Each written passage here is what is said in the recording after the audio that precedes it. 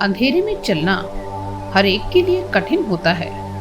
भारतीय संस्कृति में जीवन को अज्ञान से दूर करने के लिए ही ज्ञान का प्रकाश पुंज से युक्त गुरुदेव का अवतरण किया गया है।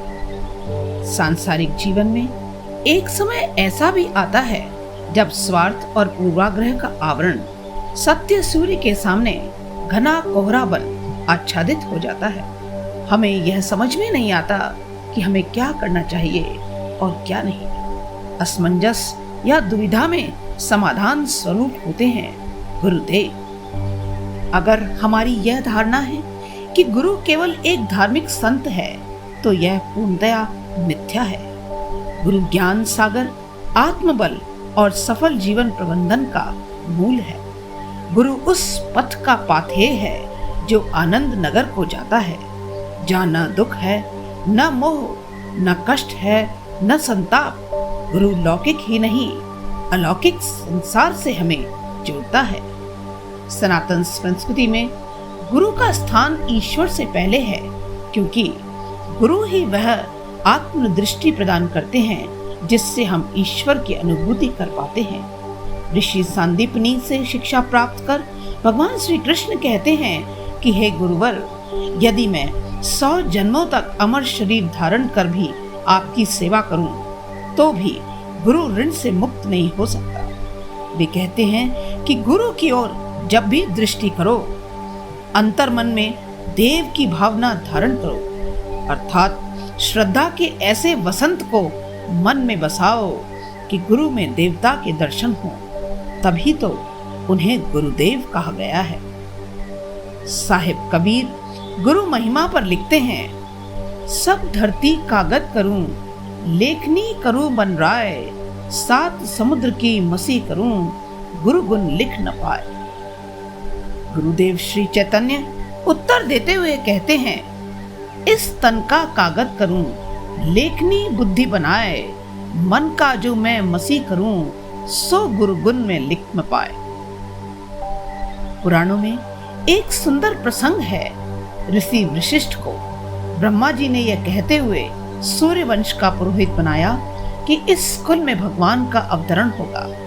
इस कुल में राजा भागीरथी के पुत्र असमंजस, उनके पुत्र अंशुमन और इनके पुत्र दिलीप का जब विवाह हो रहा था, तो 7वें फेरे में राजा दिलीप ने गुरुदेव वशिष्ठ से कहा कि एक काली आकृति उन्हें सामने दिखाई पड़ रही है।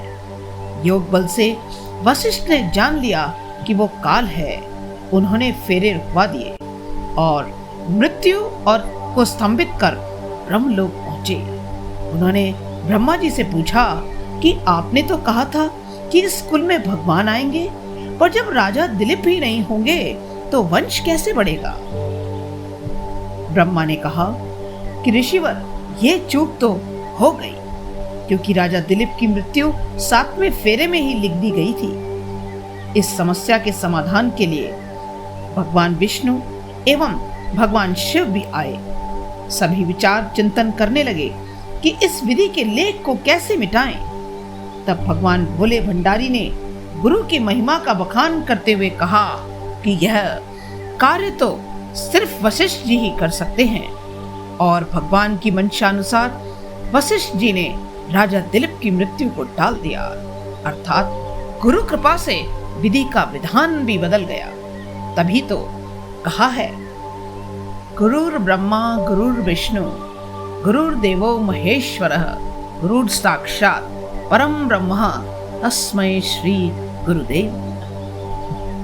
परमेश्वर ने भी इस सृष्टि में वेद ज्ञान, आत्मज्ञान को प्रकाशित करने के लिए वेद व्यास के रूप में अवतरण लिया।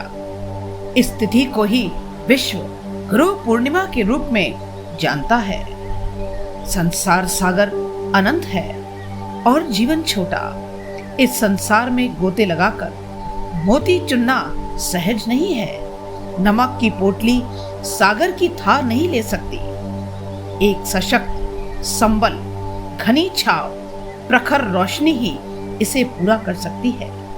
गुरु का गुरुत्वाकर्षण है, क्योंकि अज्ञान रूपी अमावस्या में ज्ञान प्रकाश रूपी पूर्णिमा है गुरुदेव। आप अपने गुरु ज्ञान के प्रकाश से अपने जीवन को अलौकिक करेंगे ना। जय गुरुदेव।